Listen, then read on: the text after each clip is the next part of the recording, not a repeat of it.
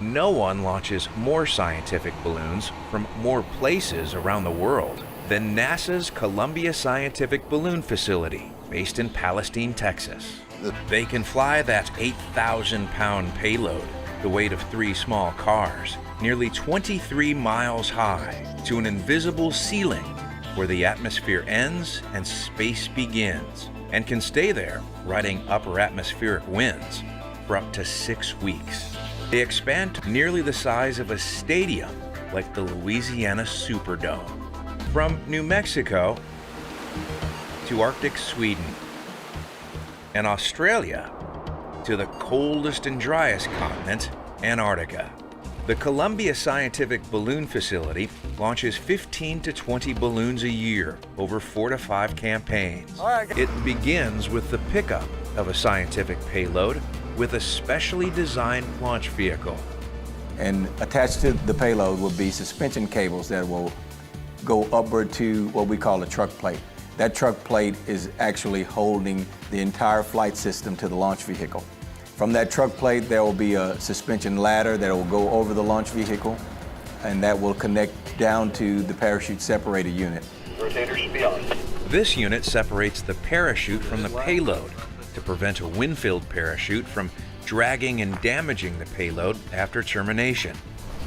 The nylon parachutes range in size from 46 feet to 159 feet in diameter for the largest payloads.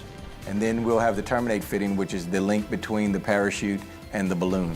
That terminate fitting will have an explosive device on it that we'll initiate to bring the balloon down at the conclusion of the flight. And then connected to the terminate fitting will be the balloon itself. And on top of the balloon will be helium valves that will open at the end of the flight as a secondary measure to terminate the balloon.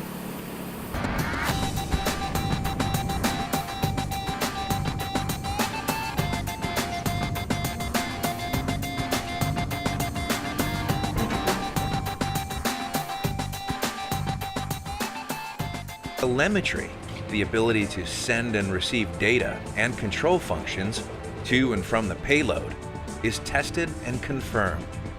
CSBF meteorologists closely monitor weather conditions to identify a favorable and time-specific launch window. Surface winds for a launch cannot exceed 6 to 7 miles per hour. All right, guys, we're ready.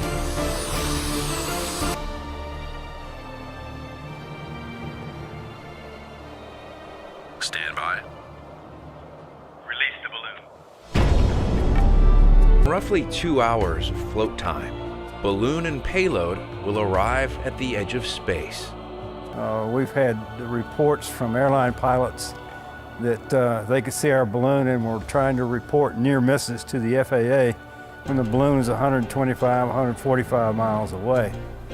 From the ground, you can probably see it well in excess of 100 miles. We have a requirement to keep a chase aircraft essentially within 1 hour of flying time from the balloon at any time. What we have is... While Stepp and his team monitor the westward tracking balloon in real time with sophisticated software. The safe distance standoff distances are 5 miles in radius around the projected landing point of the payload. And we make sure that there are no populated areas within that area.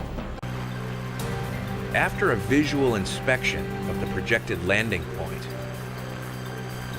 a telemetry command is sent, firing an explosive squib that separates parachute and balloon at 120,000 feet in the air. This separation also creates a tear in the balloon, releasing the gas. The payload descends on the parachute over a period typically of about 50 minutes. The aircraft will stay in station right around the payload and monitor the descent of the balloon and the descent of the payload. Once the payload is on the ground, there's a set of sensors that we fly that can tell that it's on the ground, and at that time a set of explosives is fired that separates the parachute from the payload to keep it from dragging in case there's strong winds in the impact area.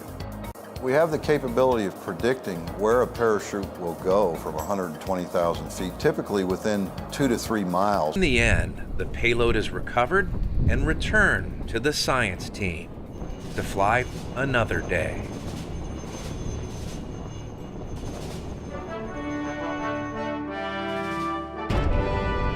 Scientific ballooning, the best kept secret in space science.